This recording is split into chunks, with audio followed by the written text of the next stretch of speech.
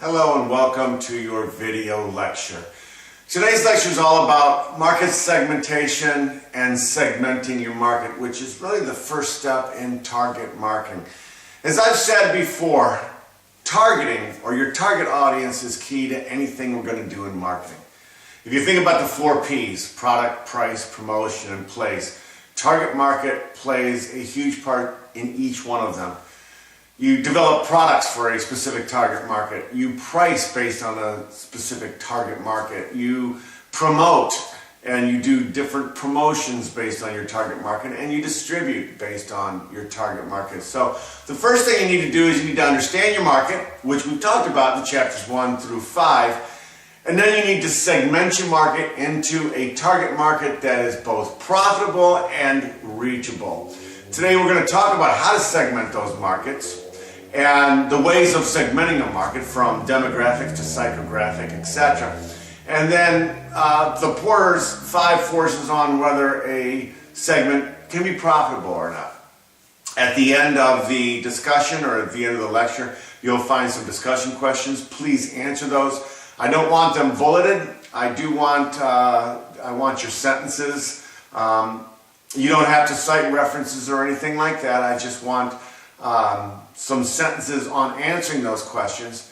And also, it's not a specific length whenever the questions get answered. If it's a page, if it's 2 pages, whatever is fine with me. So, without further ado, let's get to our topic today of market segmentation. So, as I said in the introduction, today's chapter video lecture is all about identifying market segments, how to segment a market, and the different target markets for segmentation. Now, a market segment is a group of customers or a basis of grouping customers who share a similar set of needs and wants. There's many different ways to segment a market, and ways in which we'll segment them really, and what we'll talk about are these 4 here: graphic, psychographic, demographic, and behavioral. However, there's other types of segmentation too that the book doesn't talk about. One of them would be usage segmentation. Another one would be benefit segmentation. One of them would be geodemographic segmentation.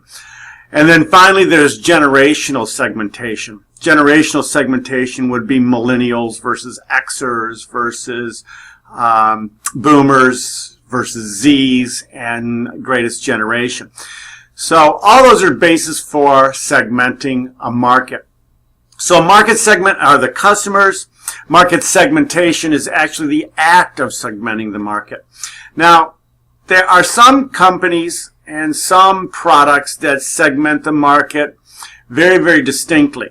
They have market niches. They segment the market for certain products, for certain customers, etc. And they go to market differently based on that segmentation. They advertise differently based on the segmentation.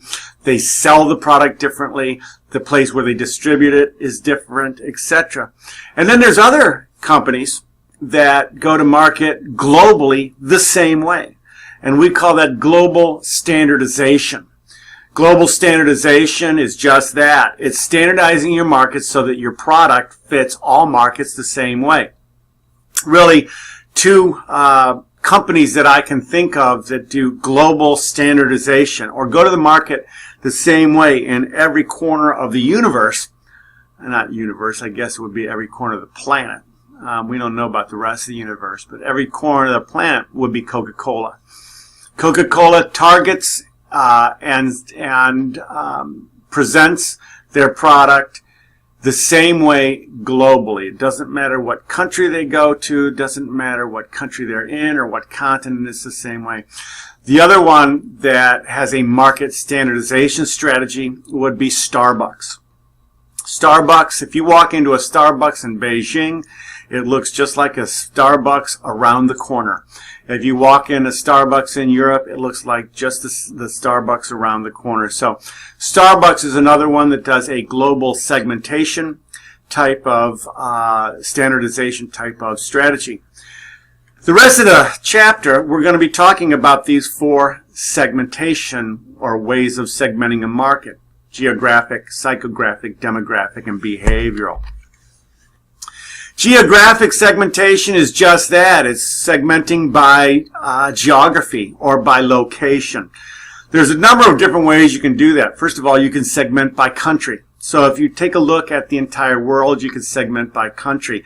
And there's a lot of work that's been done on different cultures. Hofstede and others have done different work on cultures throughout the world. So you can segment based on geographic, and when you're segmenting geographically, you're segmenting based on country, based on culture, oftentimes based on climate or something else. Also based on how you're going to distribute the product.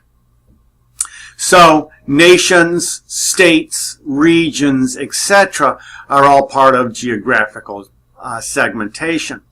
In the United States, oftentimes people segment by geographic or geography also. The Northeast is much, much different than the Southeast. And the Southeast is way different than, say, the West Coast. There's a huge difference from a customer on the West Coast than there is in one on, say, Bloomington, Indiana. So geographically they're segmenting, but the reason they're really segmenting is because from a geographic standpoint, customers are different. The other reason for geographic segmentation is for distribution purposes. If you're going to distribute in the South, for instance, you might have to have refrigeration trucks. If you're going to distribute in the North, for instance, you might have to have trucks that have heaters so that your produce or your products don't freeze. So, depending on how you're going to distribute it, geographic segmentation plays a major part. Geographic segmentation also plays a major part in the products that you offer, simply because the climates are different. A suit of clothes, for instance, a men's suit in the South is going to be different than a men's suit in the North, simply because of the climate, because of the weather difference. And then also, different geographies have different fashion consciousness and different fashion conscientiousness. So there's a number of different reasons to geographically segment. It's not just weather, but also the way people look, people feel, and the way people act. So Nielsen came up with a company called Prism. Prism segments geographically as well as demographics. So Prism is actually a geodemographic way of segmenting. So they're segmenting demographically by, say, age or income or race or sex or something like that, as well as geographic. Let's face it, there's a huge difference between a 16-year-old girl on the West Coast and a 16-year-old girl in, say, Bloomington, Indiana. There's a huge difference between a 25-year-old male in the South than there is a 25-year-old male in the North. They just act differently, they think differently. So Prism takes a look at geographically segmenting as well as demographic segmenting. They're segmenting based on education and influence and family life cycle and urbanization and mobility and race and ethnicity and the way people act and feel and family values and things like that. Generally speaking, however, the first cut in any segmentation model or any market segment is demographic. Demographic incorporates who you are, not what you are. That would be psychographic. Psychographic segmentation is what you are. Demographic segmentation is who you are. It takes into consideration age. It takes into consideration family life cycle. It takes into consideration life stages. It takes into consideration gender, income, generation, race, culture, income, family values, all types of things. But whenever you take a look at segmentation, the first thing that marketing managers try to do is they try to segment demographically. That is always the first cut. Under that demographic segmentation, generally speaking, the second slice is gender, male versus female. So they're going to segment, first of all, demographically, and under demographically, they're going to segment gender. And then, generally speaking, they segment by age. So now you've got a female, ages 28 to, say, 35. And then they take a look and they segment it by income. Who can afford what? Obviously, if you look at some of the income segmentations, if you look at Walmart, for instance, they're segmented by income. Always the low price, always, generally speaking, their catering, their target market tends to be middle to low income families and the working poor. Whereas if you take a look at something like Macy's or Bloomingdale's or something like that, they tend to segment by income also, but their target market is the upper to middle class, upper class, and the largest of the upper classes. So that is age, female, or gender, and then income. Also, race and culture is another way that's usually the next cut on how people segment demographically, as well as life stage. Where are you in your life stage? Do you have young children? Are you an empty nester? Do you not have children? Are you a single income, no kids? Double income, no kids? Single income with kids? All those are demographic segmentation, and those are bases for the demographic segmentation. So age and life cycles are our abilities and our wants, and we tend to change with age. Certainly, there is a huge difference between you and me, just simply because there's an age gap there. What you like, what interests you, what you are striving for is certainly different than what I like, what I'm striving for.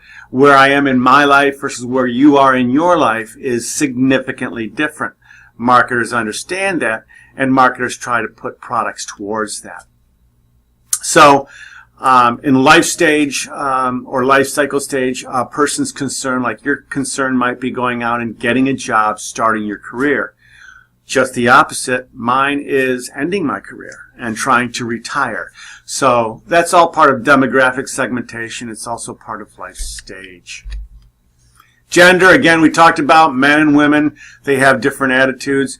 Gender is becoming a lot more complex than it ever has, with different gender styles. It used to be quite cut and dried. You were either male or female. Anymore, it's not so much. Oftentimes, there's other genders to take into consideration, and that's creating market niches out there. Different products to be sold, different things to be sold into those diverse types of genders. And whenever you can segment a market, if you can find a product or a service that fits into that market, then there's money to be made. So because of the gender diversity, now we have more niche segments and more segments where people are taking advantage of that and they're making money. The other demographic segmentation we talked about a little bit in the last slide is income segmentation. There's different types of incomes. There's the working poor. There is the very poor, there is lower middle class, there's upper middle class, all those types of things. Most of the time, that is based on not only cultural values, but it's also based on income. So income segmentation has always been a long-standing practice. If you take a look at Disney, Disney tends to segment for the middle and the upper middle class, whereas, again, Walmart will segment for the lower class, the lower income class, the working poor, and those types of things. So you segment based on your income and on your market. So the next demographic segmentation slice would be generational. Millennials, baby boomers, Gen X, the silent generation. I've never heard of it as the silent generation. I've heard of it as the greatest generation. Those are the ones that have served in World War II. Very few of those left. And then also you have what we would call Gen Z. And Gen Z are those people right now that are about 12 to 18 or 12 to 19 years old. Demographic segmentation, especially in generational segmentation, goes beyond just age. It goes beyond age because different age groups have different needs and wants. They think differently, they act differently, what's important to them is different, etc., etc. So just because generation is based on age, which it is, it's based on when people were born, but just because it's based on age doesn't mean that that's the only thing it's based on. If you look at this next slide, you can look at baby boomers, Gen X, millennials, and Generation Z. They don't have the greatest generation in here simply because many of them are not with us anymore. But baby boomers, generally speaking, are 1945 to 1964. Gen X, 61 to 81. Millennials, really 75 to 95. Some people will call millennials 75 to 99. I tend to call them 75 to 99, which would mean your millennials are about 18 or 19. Youngest millennials are 18, 19 years old. And then Gen Z, which is about 1999 to all the way to 2017 or 2015. And if you look, this chart does a really good job. If I were you, I would study this chart because it makes for great test questions. But this chart does a great job of not only explaining the age and when they were born, but their family values and situations, global events that happened. If you take a look at, millennials, you guys don't remember it, but us Generation Xers, we one of the key things that happened with us would be 2011.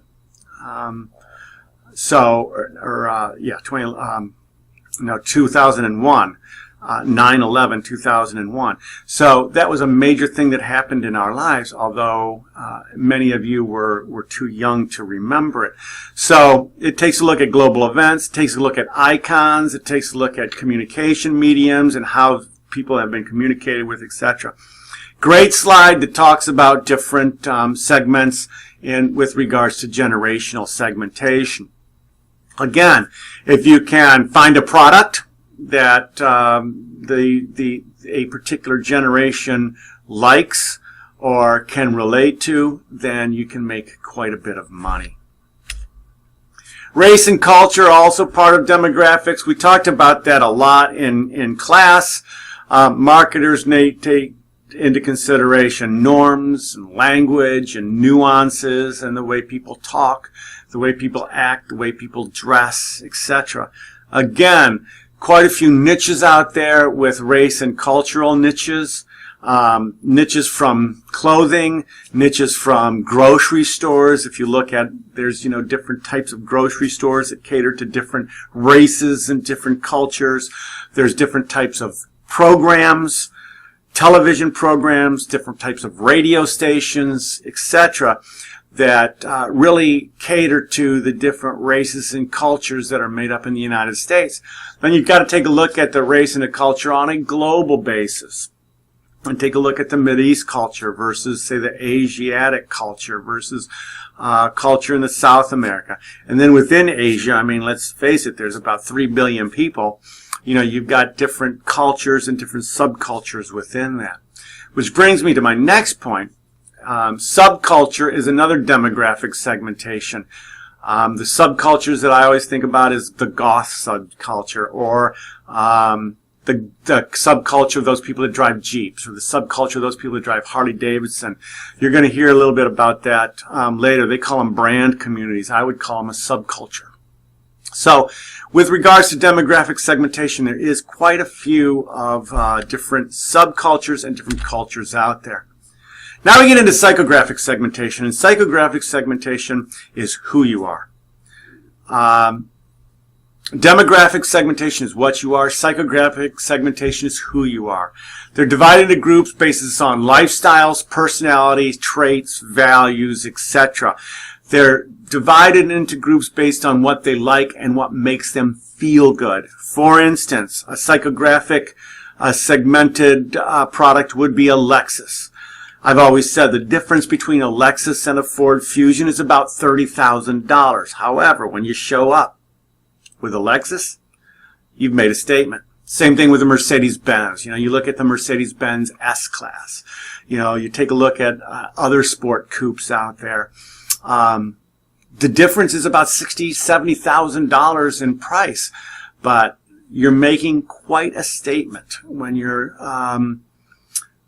showing up in a Mercedes-Benz. So with regards to psychographic segmentation, oftentimes it is based, higher end goods are based on psychographic segmentation. People want them, not necessarily need them. So it's more about what people want than what people need. Now, with regards to psychographic segmentation is the VALS framework. I'm going to pause the video right now, and I'm going to play a VALS movie, and I want you to listen and watch the movie, and then I'll come back to you after the movie's done. The VALS framework movie is about 4 minutes long. It's very important, and it will be covered on the next test. Hello, class. Have you any marketing concepts that need explaining? Professor Siegfried, what is VALS framework? Well, Sarah, VALS stands for Values, Attitudes and Lifestyles. It is a proprietary research methodology used for psychographic market segmentation. Market segmentation is designed to guide companies in tailoring their products and services to appeal to the people most likely to purchase them. VALS was developed in 1978 by social scientist and consumer futurist Arnold Mitchell and his colleagues at SRI International.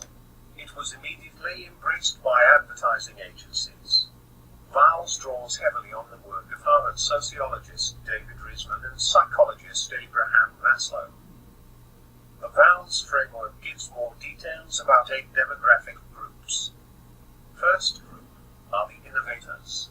These consumers are on the leading edge of change, have the highest incomes, and such high self-esteem and abundant resources. Their consumer choices are directed toward the finer things in life. Example would be prestige, goods and services. Second group are thinkers. These consumers are the high resource group of those who are motivated by ideals. They are mature, responsible, well educated. Professionals. Their leisure activities center on their homes, but they are well informed about what goes on in the world and are open to new ideas and social change. They have high incomes but are practical consumers and rational decision makers. Third group are believers. These consumers are the low resource group of those who are motivated by ideals. They are conservative and predictable consumers who favor established brands. Their lives are centered on family, church, community, and the nation. They have modest incomes. Fourth group are achievers. These consumers are the high resource group of those who are motivated by achievement. They are successful, work-oriented people who get their satisfaction from their jobs and families. They are politically conservative and respect authority and the status quo. They favor established products and services that show off their success to their peers. Fifth group are called strivers. These consumers are the low resource group of those who are motivated by achievements. They have values very similar to achievers but have fewer economic, social, and psychological resources. Style is extremely important to them as they strive to emulate people they admire. Sixth group are called experiencers. These consumers are the high resource group of those who are motivated by self-expression. They are the youngest of all the segments, with a median age of 25. They have a lot of energy, which they pour into physical exercise and social activities. They are avid consumers, spending heavily on clothing, fast foods, music, and other youthful favorites, with particular emphasis on new products and services. Seventh group are called makers. These consumers are the low resource group of those who are motivated by self-expression. They are practical people who value self-sufficiency. They are focused on the familiar family, work, and physical recreation and have little interest in the broader world. As consumers, they appreciate practical and functional survivors. These consumers have the lowest incomes. They have too few resources to be included in any consumer self-orientation. They are the oldest of all the segments, with a median age of 61. Within their limited means, they tend to be brand loyal consumers. So overall, the VALS framework is a useful tool to understand psychographic segments. Thanks, Professor, for your explanation. So that was Val's framework. Sorry, the volume was a little bit low on that. Hopefully you turned it up and then you turned it down again when I'm on, because my volume tends to be a little bit louder. But hopefully you were able to hear that. It's very important. So make sure that you understand Val's framework. They make absolutely fantastic questions for the test, and we're going to need them as we move through our cases, etc. So another segmentation method would be behavioral segmentation, dividing buyers into groups based on their knowledge, their attitude, how they behave, and their responses towards a product. Behavioral segmentation takes into needs and benefits, so it takes into consideration need segmentation, benefit segmentation, and usage segmentation. Benefit segmentation would be insurance. Insurance is segmented by benefits. Some people carry full insurance, some people just carry collision, some people just carry liability, those types of things. Depending on what you're looking for, are different products out there. Another benefit segmentation is health clubs. Health clubs. You can have a full membership. You can have a membership just to the pool. You can have a membership just to the weight room. The other one that is behavioral segmentation is usage segmentation. How much you use. For instance, different soft drinks have different products based on usage. The other one that's been segmented based on usage would be Bristol Mountain, for all of you skiers out there. With Bristol Mountain, you could buy an executive pass, which means you can go anytime. You can buy a 6-pack, a 12-pack, you can buy a night pass, you can buy a weekend pass, all types of different usage types of products. So when you look at decision roles, initiator, influencer, decider, buyer, and user, those tend to be B2B, business to business decision roles. Initiators are people who come up with the need for a product. Influencers are people who influence the decision. Sometimes they're users. Sometimes they're influencers like the CFO and says, this is our budget. The decider is the person who buys it. Usually it's the highest person on the team, usually a VP or something like that. The buyer is the purchasing manager, and the user are the people that use it. So generally speaking, that is behavioral segmentation in the B2B or business to business world. And those are the different roles. So user and usage related variables, whether it's occasion, the usage rate, your readiness stage, loyalty stage, attitude, all of those types of things. You can read about these under the slide. They're all part of user and usage segmentation. Here's a marketing funnel. Again, for those people that are different, behavioral segmentation and usage segmentation starts with who were brand A, who's aware of it, who's ever tried it, have they tried it recently, are they an occasional user, a regular user, or a most often user. That goes right back to that Bristol Mountain thing. You know, I'm aware that Bristol Mountain's there, but I've never tried. Ever tried might be I've skied once or twice. I've skied once or twice this year. That would be a recent trial. An occasional user would be I probably ski 4 times a year, so a 6-pack or so would be good for me. A regular user would be somebody who skis, say, every weekend. And there's 13 usually weeks in the skiing season, so a 12-pack or a baker's dozen would work for them. And those who do most often, again, would be the ones who buy the executive pass, and they can use it anytime.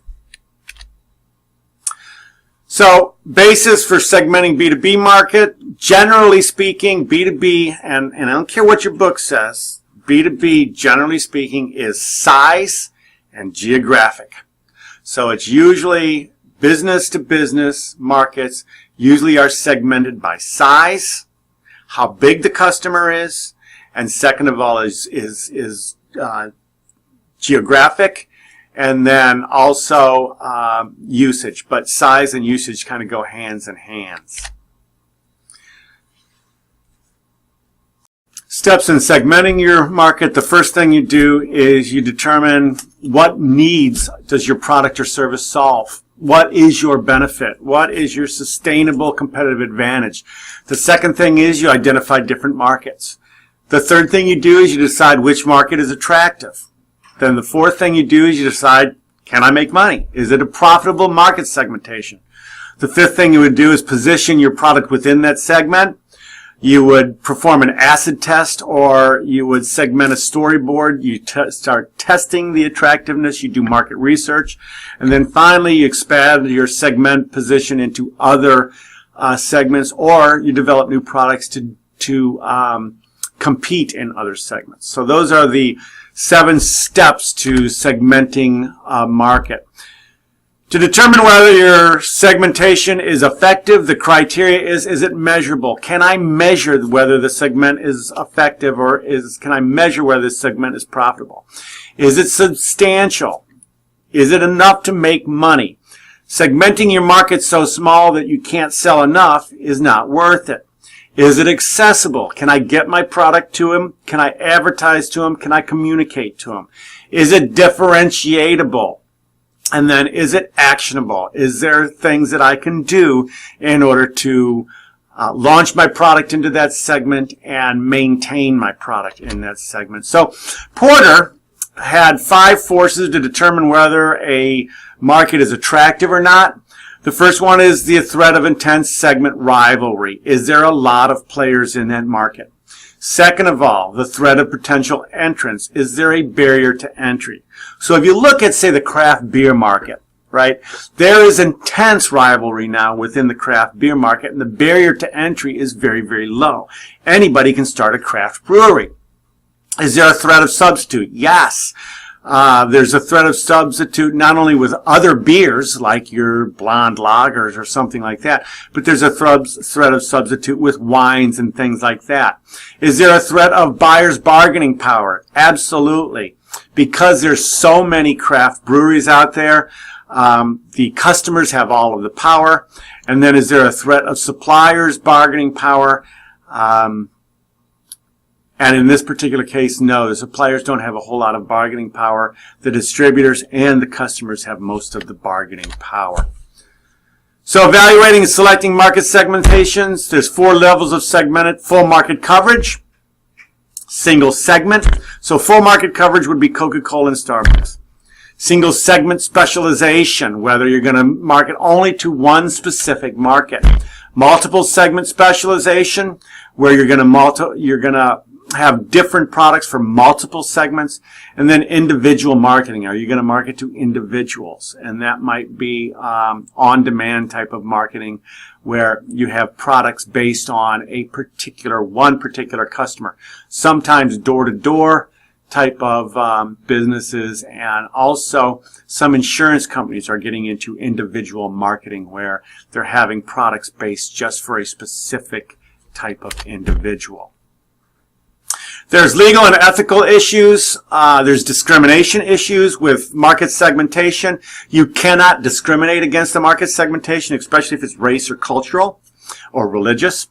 There's consumer backlash that says you're trying to stay away from a market, or you're not serving a market, or one market you're serving more than the other. People take a look at as almost bigotry. There's disadvantaged groups that don't have the same type of market purchasing power and are left out oftentimes by marketer. And then, of course, there's potentially harmful products for different types of different markets. And that's specifically when you think about children and tobacco and children and those types of things.